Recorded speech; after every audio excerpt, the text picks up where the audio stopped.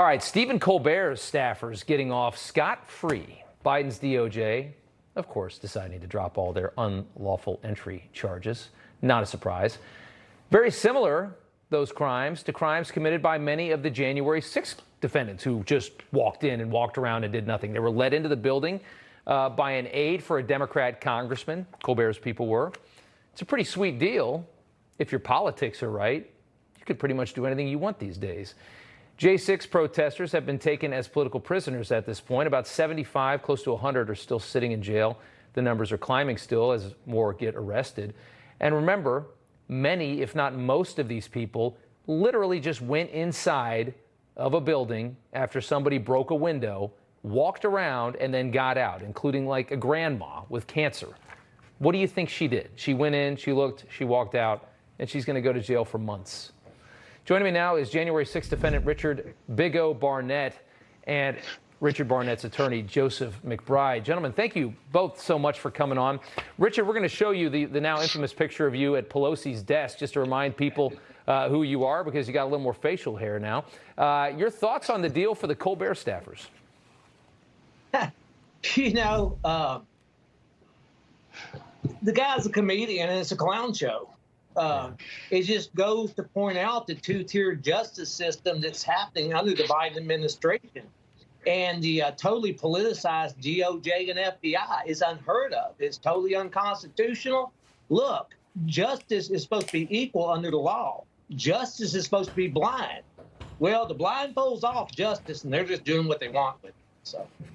Yeah, and I can understand the frustration, and I can imagine you're probably a little nervous now. Joseph, Richard was released from jail in April 2021, facing felony charges, though, for taking a stun gun into the Capitol.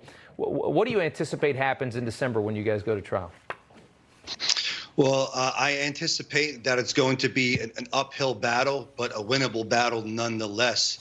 Just for circumstances and for the record, that is a walking stick stun gun that was actually not functioning that day in terms of the stun gun capability. So he entered the Capitol with the stun with a walking stick, not a stun gun. It's a very, very important nuance, and it's important that the public understands that. What we have with Stephen Colbert's people here is post-January 6th conduct. In a pre-January 6th world, maybe under some set of circumstances, this kind of behavior is excusable. But with full knowledge about what happened at the Capitol, these people went in there and intruded and were arrested. They're being treated completely differently because of their politics, because they're members of the left, and because of their celebrity. It's fundamentally unjust, un-American, and very wrong. Richard, what did you do when you walked inside the Capitol building? Well, first off, I didn't exactly walk inside. I was standing in front of some doors looking out over the crowd and actually videotaping. And the doors, so there's tons of people down below me. I heard a lot of people saying push, push, push.